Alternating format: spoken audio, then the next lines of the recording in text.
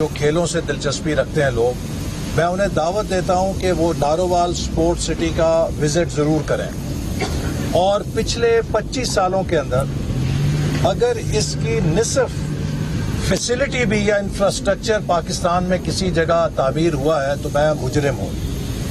पाकिस्तान की आज जो स्पोर्ट्स के अंदर सूरत हाल है उसमें हमारा इतना डेफिसिट है इंफ्रास्ट्रक्चर का कि एक वक्त था जब हम स्कूल में पढ़ते थे तो एशियन गेम्स और ओलंपिक्स के अंदर पाकिस्तान के मेडल स्टैंड पे 4, 5, 6 तमगे ज़रूर हुआ करते थे। आज हम एशियन गेम्स हों या ओलंपिक्स हों उस पर ज़ीरो हो चुके हैं।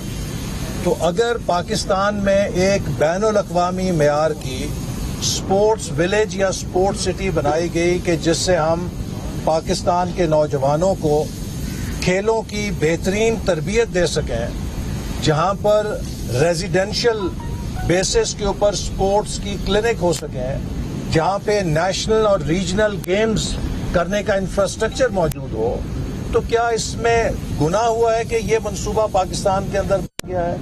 मेरा ये सवाल है। अगर पाकिस्तान में इंक्वायरी होनी चाहिए तो इस वक्त तमाम इंक्वायरियां बंद करके BRT प्रोजेक्ट पेशावर की इंक्वायरी होनी चाहिए कि जो 30 अरब से शुरू हुआ और 100 अरब से तजावज़ कर चुका है। उसका ना डिज़ाइन सीधा है, ना उसकी तामीर सीधा है, ना उसकी बसें उस डिज़ाइन के मुताबिक है, ना उसका डिज़ाइन उन बसों के मुताबिक है जो दरामद की गई हैं। कभी उसके पुल तोड़ते हैं, कभी उसकी खुदाई करके सीवरेज की लाइनें बिछाते हैं कि ये हमसे भूल हो गई, हम इन लाइनों को नहीं डाल सके, और पूरा पेशावर खड्डों में तब्दील हो चुका है। नारोवाल स्पोर्ट्स सिटी खड्डों का मंसूबा नहीं है। जब वहां पर पाकिस्तान के खिलाड़ी खेलने गए तो मुझे याद है मिसबाउल हक जो पाकिस्तान के कामयाब तरीन क्रिकेट कैप्टन है, उन्होंने उस मंसूबे को देखकर कहा कि मैं दुबई जाके खेलता था तो दुआ करता था कि अल्लाह ताला हमारे मुल्क में ऐसे मंसूबे कब बनेंगे।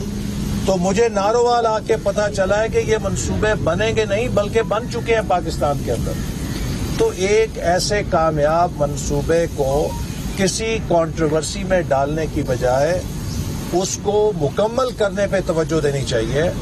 90% उसकी तामीर मुकम्मल हो चुकी है, लेकिन इस इंक्वायरी की वजह से जो किसी ने बेबुनियाद दरखास्त दे के शुरू कराई कि जी वो बॉर्डर के 800 मीटर करीब अखबार में छपा कि जी इस बात पे इंक्वायरी हो रही है कि बॉर्डर से 800 मीटर पे वो बन गया। वो 800 मीटर पे नहीं है, वो 12-14 किलोमीटर बॉर्डर से दूर है नारोवाल शहर। और अब तो लाहौर के डिफेंस सोसाइटी के मुख्तलिफ जो सेक्टर हैं वो बॉर्डर के ज्यादा करीब चले गए हैं बनिस्बत नारोवाल स्पोर्ट्स सिटी के। तो उस पर यह कहना कि जी बॉर्डर के करीब है बेमाने बात है। फिर अखबार में दिया गया कि जी 6 अरब का मंसूबा है, उसमें खुर्द-बुर्द हो गई, जबकि उस मंसूबे की कुल लागत ही 2.9 अरब रुपया है। तो इसलिए मैं समझता हूं कि ऐसे कौमी मंसूबों को जो कामयाब मंसूबे हैं कंट्रोवर्सी का निशाना नहीं बनाना चाहिए। ये मुल्क के लिए है और हमें फख्र है कि हमने कराची से लेकर गवादर से लेकर गिलगित तक और पूरे मुल्क के अंदर चप्पे चप्पे पर तरक्की की अलामतें खड़ी की हैं। 2000 किलोमीटर मोटरवेज 5 सालों में बनाना एक रिकॉर्ड है। 12,000 मेगावाट बिजली के मंसूबे 5 सालों के अंदर खड़े करना पाकिस्तान की तारीख का एक रिकॉर्ड है। 40 से ज्यादा यूनिवर्सिटीज के मंसूबे 3 से 4 सालों में पाकिस्तान में खड़े करना और बनाना एक रिकॉर्ड है। हमने पसमानदा इलाकों के अंदर, मैं खुद गया, पशीन में गया, नोशकी में गया, खुजदार में गया, वड में गया, गवादर में गया, मुख्तलिफ जगहों पे बलूचिस्तान के कैंपसेस खोले, नई यूनिवर्सिटियां बनाई। हर शोबे के अंदर, तालीम के अंदर, इंफ्रास्ट्रक्चर के अंदर पाकिस्तान के जो सफेद हाथी मंसूबे थे, जब हम हुकूमत में आए, Islamabad airport was a sick project white elephant, Lowari tunnel was a sick elephant white elephant sick project, Kachhi canal was a white elephant, Liari Expressway was a white elephant. N85 was a white elephant. अल्हम्दुलिल्लाह हमने जहां पाकिस्तान में बेमिसाल तरक्की के मंसूबे किए, वो तमाम मेगा बीमार मंसूबे जो सफ़ेद हाथी थे उन्हें भी मुकम्मल किया।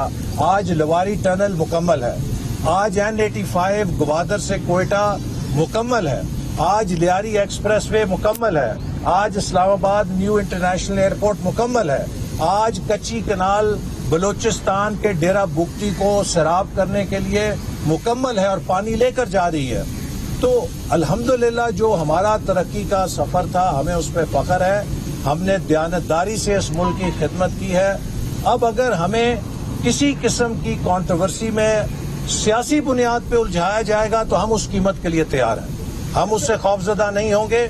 और मैं ख़ास तौर पर यह मज़म्मत करना चाहूँगा कि राना सनाउल्लाह साहब को जो गिरफ्तार किया, उनके साथ जो सलूक किया जा रहा है, मैं मुतालबा करूँगा कि उन्हें भी जेल में वही सहूलत मिलनी चाहिए कि जो हमारी एक सर्विस के सीनियर अफसर जिनको संगीन इल्ज़ाम पर सज़ा हो चुकी है, जो जेल के अंदर उन्हें सहूलियात दी गई हैं, कम से कम वो सहूलतें राना सनाउल्लाह को भी दी जाएं, चूँकि वो अभी मुजरिम नहीं हैं, उन पे इल्ज़ाम लगा है, वो पार्लियामेंट के मेंबर हैं और वो एक पार्टी के सूबाई सदर हैं। इस तरह की इमरान खान की इंतकामी कार्रवाइयों से हम उनकी नाकामियों को बेनकाब करना नहीं छोड़ेंगे। हम लोगों को बताएंगे कि किस तरह पाकिस्तान की मईशत को 6% से 3% पे गिराया गया। हम पाकिस्तान को बताएंगे कि किस तरह रुपया 125 से 164 के ऊपर गिराया गया।